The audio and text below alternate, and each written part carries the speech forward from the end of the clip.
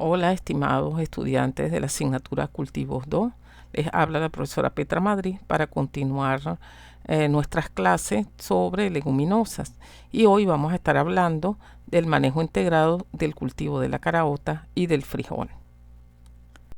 Cuando nosotros hablamos de este manejo agronómico de estas especies, vamos a encontrar en principio que debemos preparar el suelo y para ello debemos darle un acondicionamiento que debemos tomar en cuenta algunas características, entre ellas cómo es nuestro suelo física y químicamente, porque eso nos va a ayudar a ver qué mm, labores vamos a poder realizar y qué implementos son necesarios. Porque cuando vemos estas características nosotros queremos ver que el suelo sea mullido, sea suelto, poroso, con terrones de menor tamaño y buscando unas buenas características químicas para su desarrollo de las plantas. Para ello también vamos a ver si es necesario hacer un pase de Big Run o de arado o varios pases de rastra que van a depender también de la textura del suelo y del grado de humedad que él tenga. En estas labores debe evitarse la pulverización y al hacer esta preparación la misma debe ser unos 20 a 30 días antes, de manera de que ya sea un pase final para la siembra y a tener un buen desarrollo del cultivo y que ese cama reciba con buenas condiciones a la semilla. Los factores que nosotros debemos considerar para este acondicionamiento está la compactación del suelo, que debe buscar evitar que haya piso de arado. Igualmente la humedad no debe ser mucha para evitar que más bien se dañe la estructura del suelo con el pase de la maquinaria, ni tampoco que esté un suelo seco, que haya una pulverización y erosión del mismo. Considerando esa textura del suelo, vemos condiciones extremas como el caso del Valle Tucutunemo, que el suelo es un poco más pesado en comparación con las mesas orientales, que es un suelo liviano y arenoso. También hay que considerar el tipo de maleza, porque esas deben ser eliminadas o pueden ser incorporadas a capas profundas en el suelo para su descomposición. Entre esos métodos está la utilización de la rastra. Está más que todo es muy utilizada en suelos nuevos o con poco tiempo de bajo cultivo. Busca cortar el suelo a unos 15 o 20 centímetros, que es la profundidad mayor que las raíces de las leguminosas llegan a crecer principalmente, o donde está la mayor proporción de raíces, y para ellos eso se utilizan de 2 a 3 pases. Hay algunos productores que usan más, pero esto lleva a un suelo pulverizado prácticamente. El uso del arado va a depender si esos suelos ya tienen mucho tiempo de ser cultivados. Por ejemplo, puede utilizarse el arado en zonas donde hay la presencia de una capa compactada o hay una alta infectación de maleza. Para ello se recomienda que se dé un pase de rastra con suficiente humedad para uniformizar el terreno también y buscar la incorporación de las maleza o restos de cosecha. Si esa compactación se presenta, se requiere utilizar arado de disco o de cincel, y si las malezas nocivas son abundantes, utilizar el arado de vertedera. Luego de estas labores se pueden dar 2 pases de rastra cruzada para uniformizar el terreno, y antes de sembrar realizar un pase de rastra cerrada para hacer los camellones o dejar el suelo completamente preparado. También hay otro método que es el de mínima o cero labranza. Tiene las ventajas de que disminuye los costos de producción, reduce el riesgo de erosión del suelo porque no está pulverizado, se conserva muy bien la humedad, el agua, y se disminuyen los problemas de destrucción de agregados de los suelos y posterior compactación. Sin embargo, tiene unas limitantes bien marcadas, como son la dificultad de controlar las malezas, las cuales causan disminuciones drásticas a los rendimientos, y otro es la utilización de sembradoras especiales, que bajo las condiciones actuales muchos productores han tratado de mantenerla. Sin embargo, ha sido difícil, y también la compra de las mismas es costosa. Cuando se utiliza este método, tiene unas etapas. El primero, que es el pase de la rotativa para eliminar las malezas. Luego se aplican herbicidas para controlar el rebrote. Luego se siembra inmediatamente o después de la aplicación del herbicida, y seguidamente se hacen aplicaciones post-emergente para controlar dichas malezas. Otras labores que también se realizan buscando darle las mejores condiciones a las semillas y al crecimiento de las futuras plantas es la aplicación de encalado, que busca aumentar el pH del suelo, es decir, evita que haya acidez en el suelo. Para ello hay que conocer el requerimiento de cal de este suelo, y esto se hace a través de métodos de laboratorio. Cuando el pH es menor de 5.8, se debe determinar el aluminio intercambiable, que es la cantidad de mil equivalentes por 100 gramos de suelo. Y esto se neutraliza cuando se utiliza de 1 a 1.2 mil equivalentes de carbonato de calcio por mil equivalentes de aluminio. Igualmente, en ese afán muchas veces de eliminar esa acidez o evitarla, se sobreencala, lo cual debe estar muy bien controlado, tener mucho cuidado para evitar este problema. Preparado el terreno, ¿cuándo eso se hace? Bueno, eso tiene sus épocas de siembra, que estas son las tradicionales, que han variado o han habido algunos cambios por la situación que hemos vivido en los últimos años. Obviamente esto va a depender de la especie, de la zona de producción y de la incidencia de plagas en general, llámese insectos o enfermedades. En Venezuela tenemos tres épocas principales: la de salidas de lluvia, la época seca y la época de lluvia. La época de salidas de lluvia, entre los meses de septiembre a octubre, que comienzan a bajar las temperaturas y se siembra la caraota, el frijol, el quinchoncho y la arveja, principalmente por la caraota. En el caso del estado de Aragua, en el Valle de Tucutunemo, la siembra se realiza entre los meses de octubre a noviembre con riego complementario, porque son las temperaturas más frescas, que pueden estar alrededor de unos 15 grados Celsius o un poco menos. La época seca se utiliza riego, que están los meses entre diciembre a febrero, como les digo, temperatura fresca y en la zona baja, y se siembran cultivos como la caraota, el frijol y la soya, principalmente en el oriente del país, donde hay riego, como el caso cuando se utiliza el pivote, lo cual está con bastantes problemas en la actualidad. En Aragua también se siembra, pero el problema es que hay un alto riesgo en esa época seca por las altas poblaciones de dos plagas que son muy fuertes, como es Bemisia tabaci y Empoascas crameri. Para la época de lluvias tenemos entre los meses de abril y septiembre, que se da caraota, sobre todo en lo que es las zonas altas del país, porque ahí no hay problemas de aguachinamiento ni de maleza por la pendiente, y también se siembra soya y quinchoncho en zonas bajas del país, porque ella se da muy bien en la época de lluvia. ¿Cuáles son esas zonas, sobre todo lo que es caraota en el país?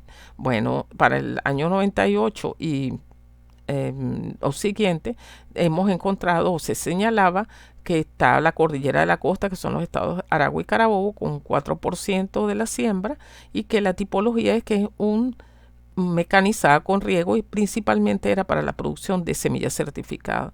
Esto ha bajado un poco, pero todavía se sigue sembrando.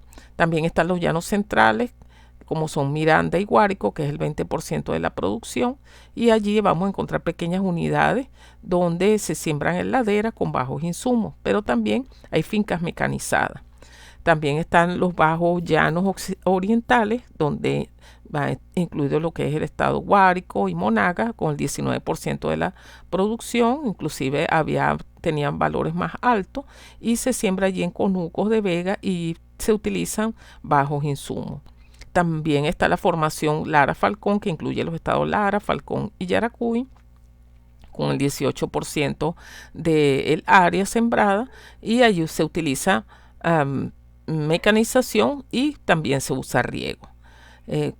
Sobre todo, como les mencioné, en la época de lluvia, y prácticamente en el caso del estado Lara todo el año.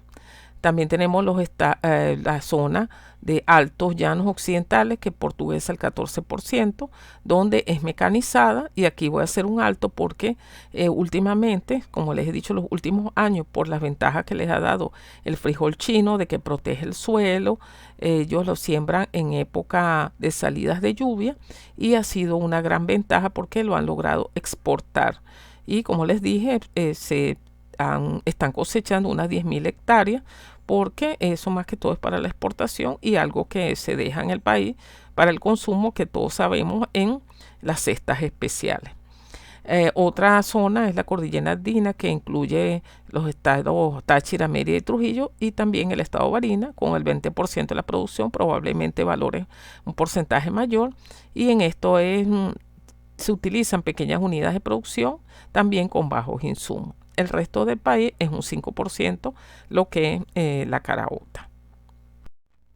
¿Qué sistemas de siembra se utilizan? Bueno, se utiliza el manual y mecanizado, el manual en pequeñas unidades de producción, donde se utilizan estacas, machetes, escardilla, puede ser para monocultivo, eso, los que mencionamos bajo esta condición, o asociaciones de cultivo, donde están los ejemplos de caraota maíz, caraota yuca, quinchoncho maíz, quinchoncho café, etcétera. Pero también hay mecanizados, donde son productores de mayor disponibilidad de maquinaria, de dinero, de infraestructura, y utilizan sembradoras mecánicas y también neumáticas, aunque más que todo es la primera, porque las neumáticas son de mayor precisión, y también lleva otro tipo de manejo y cuidado. ¿Qué variedades se van a escoger? Bueno, en la actualidad siguen sembrándose Tacarigo, que es el caballito de batalla. También se menciona la bicentenaria, pero también hay otros materiales que han traído del extranjero, los cuales también han sido de beneficio y se están sembrando. También tenemos el frijol como el tuy, el apure unare, que todavía se siguen sembrando, y otros que tienen los productores. Sin embargo, muchos de estos no son certificados, lo cual, por supuesto, baja la calidad de las producciones, porque muchos de ellos llevan enfermedades, y algunas de ellas son las virales. ¿Qué densidades se utilizan o se han recomendado como población óptima? En el caso de caraota, entre 200 y 322.581 plantas por hectárea, donde la distancia entre hilos es de 50 centímetros y la densidad de plantas va desde 12 a 16 por metro.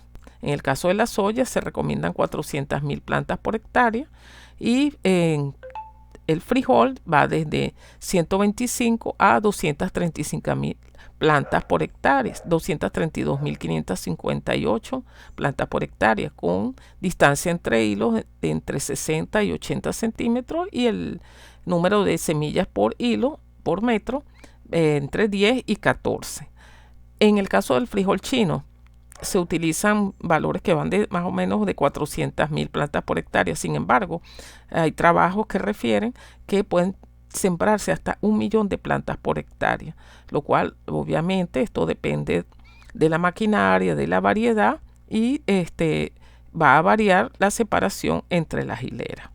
Igualmente el quinchoncho tiene una población mayor que requiere, porque son plantas de mayor tamaño, y la arveja similares a los otros cultivos, porque son plantas también más o menos pequeñas, con unos 1 metro aproximadamente, cuando mucho. Para que nosotros podamos tener una buena densidad y que nos den plantas de calidad y haberse preparado el suelo, necesitamos fertilizar. Las plantas de leguminosas responden muy bien a los macroelementos. Sin embargo, debe hacerse un manejo adecuado de la fertilización, reconocerse el campo de la siembra, debe hacerse muestreos de suelo, análisis de los mismos, para dar las cantidades que requiere ese suelo para que la producción sea la adecuada. Y obviamente deben considerarse cómo es el suelo, si es un suelo un poco más pesado como los de Aragua, o es un suelo liviano, arenoso, como el de las mesas orientales. ¿Cómo es la aplicación? Siempre se recomienda hacerlo en bandas al momento de la siembra, cuando puede quedar mucho más cerca de la planta y puede ser mejor utilizado. También puede usarse al voleo antes de la siembra o también al voleo inmediatamente después de la siembra, pero esa dispersión favorece también a las malezas. ¿Cuáles fertilizantes se utilizan? Bueno, puede ser un abono básico con una fórmula completa o con algunos otros elementos, como el caso del sulfato de magnesio, fosfato diamónico, cloruro de potasio o sulfato de magnesio, entre otros, y con las cantidades requeridas de acuerdo al análisis de suelo. Igualmente, si los análisis lo señalan, debe aplicarse microelementos. Si no, estos van cuando son fórmulas completas, lleva algo de microelementos, pero estos deben ser considerados sobre todo si los suelos se sabe que tienen deficiencias de algunos de ellos. Debe considerarse la aplicación, si se realiza con asperjadora, si se va a llevar cal para evitar que se produzca quemado con zinc, etcétera. Eso depende del elemento nutritivo. Y los macroelementos van a variar en sus cantidades, como lo vamos a señalar ahora. Fíjense, si consideramos que en el caso de la caraota, una cosecha, vamos a obtener 3 toneladas por hectárea, donde 1 tonelada es vaina y 2 toneladas son los tallos. Bueno, fíjense la cantidad de elementos nutritivos que va a extraer esa siembra.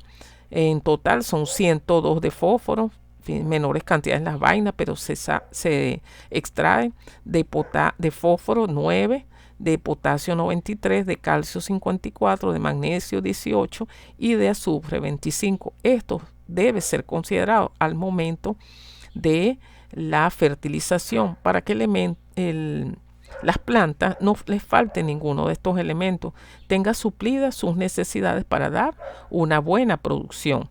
Y recordemos que muchos de ellos quedan en el suelo, como en el caso del fósforo, que queda allí en el suelo para luego ser extraído poco a poco, ¿okay? Se fija en el suelo y luego va siendo extraído por las plantas poco a poco, ¿okay? Y también hay que considerar que el nitrógeno es lavado y sufre de problemas de volatilización. En el caso de la caraota se hacen las siguientes recomendaciones. Sea bajo o alta el nivel que hay en el suelo, se recomienda de 20 a 40 kilos por hectárea. 20 que se aplican al momento de la siembra y 40 como abono entre los 15 y los 25 días después de la siembra. En este caso, veamos que yo les dije en la clase pasada que no debería aplicarse nitrógeno, pero muchos de estas variedades, como se siembran después de un cultivo que deja fertilizante, han perdido prácticamente la capacidad de hacer esa fijación y en muchos casos no están las cepas de los rizobios en los suelos o muy poco. Entonces, por supuesto, esto ha llevado a que la planta actúe como cualquier otra planta de cultivo. Vamos a encontrar también que el fósforo va a variar. Si es bajo, se va a necesitar. Si es bajo en el suelo, se necesita en mayor cantidad, que va de 120 a 160, y si es de medio a alto, esto va a variar de 50 a 120 kilos por hectárea. Fíjense que sean cantidades altas y lo que vimos allá, las extracciones son menores. Es porque mucho de este fósforo o de P2O5 en este caso va a quedar en el suelo. Y bueno, debe darse esa cantidad para que la planta extraiga lo que necesita. En el caso del potasio va a variar y está entre 20 y 80 dependiendo los niveles que se encuentren en el suelo. Para el frijol dijimos que es menos exigente en elementos nutritivos como estos macroelementos, y así vemos que sus exigencias en el caso de nitrógeno están de 30 kilos por hectárea, donde se fracciona 10 al momento de la siembra y 20 kilos por hectárea como reabono igualmente entre los 15 y 20 días después de la siembra. El fósforo va a estar P2O5 entre 120 y 150, y en el caso del potasio o K2O va a necesitar en ambos casos 80 kilos por hectárea para que pueda suplir las necesidades de cultivo. Si estas necesidades no son suplidas, ¿qué va a pasar? vamos a comenzar a ver este tipo de problemas, deficiencia de los mismos que se va a observar en las hojas. Por ejemplo, en el caso del nitrógeno, como se muestra aquí en la parte baja de las láminas, van a ocurrir decoloraciones. Esas decoloraciones las vamos a encontrar en las hojas bajeras o las hojas viejas, porque ¿qué pasa? Cuando hay deficiencia, el elemento nutritivo se mueve a las hojas nuevas y esto nos muestra que falta el elemento en esa siembra. En el caso del fósforo, vamos a ver el efecto a nivel de hoja y de tallo. Vamos a ver decoloraciones en las hojas bajeras también y quemados en algunas de ellas, y efectos también en el tallo, de manera que al aplicar el elemento nutritivo, el número y el desarrollo de ramas y tallos va a aumentar a medida que se aplica la cantidad adecuada. Por eso que se hace al momento de la siembra y se van a evitar los problemas de deficiencias observadas en las hojas. Por otro lado tenemos el magnesio, que también es un elemento como el nitrógeno, es un elemento móvil, porque acuérdense que forma parte de la molécula de clorofila, y rápidamente en la zona bajera se van a ver las decoloraciones amarillentas, blancuzcas, como se mencionan allí. Y por el otro lado el potasio también van a ser amarillentas y también van a ser las hojas bajeras, porque es otro elemento que es móvil, que no está fijo en ninguna parte como tal de la planta, sino que está moviéndose en ella.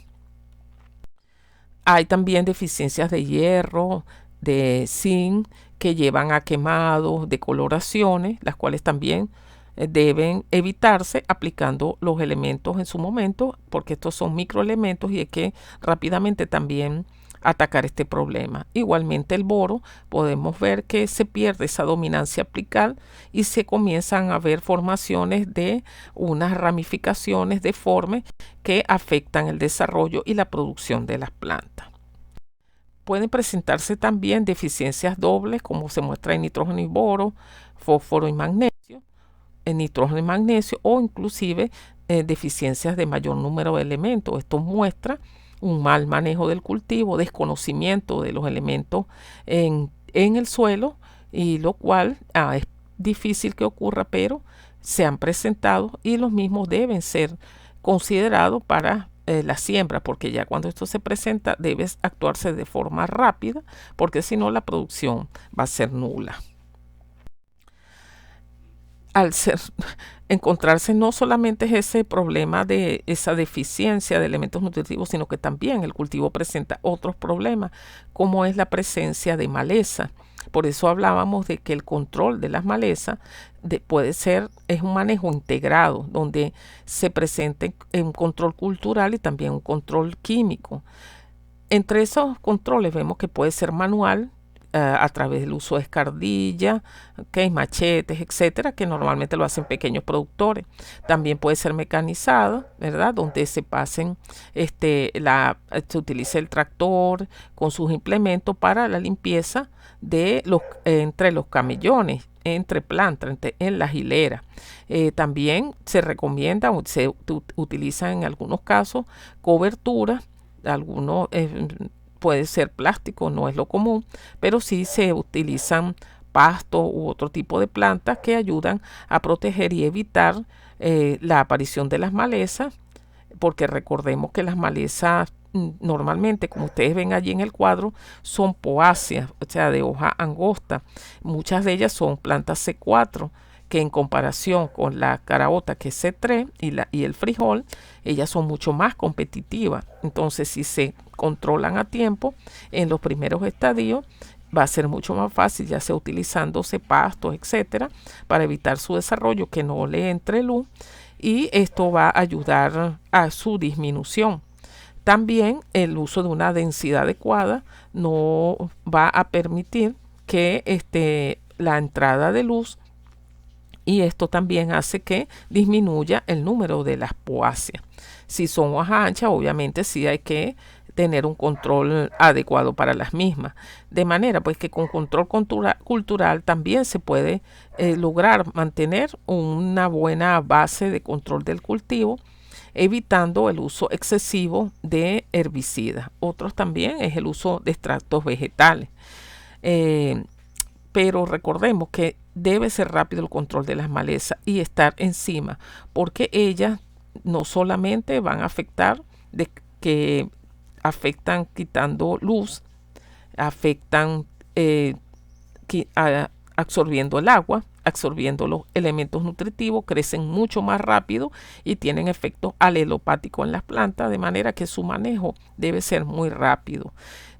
Cuando ya estos controles no son suficientes, bueno, se utiliza la aplicación de herbicidas, los cuales, como se observan allí, van a variar. Muchos de ellos no están en el mercado, es costoso, pero un uso adecuado de los mismos va a permitir que su utilización, ya sea preemergente o postemergente, eviten dañar al cultivo, de manera que el productor pueda obtener una buena producción porque haga un buen control de maleza. Bueno, jóvenes, esto es lo que yo les tenía para hoy en esta parte y hablamos en la siguiente clase. Saludos.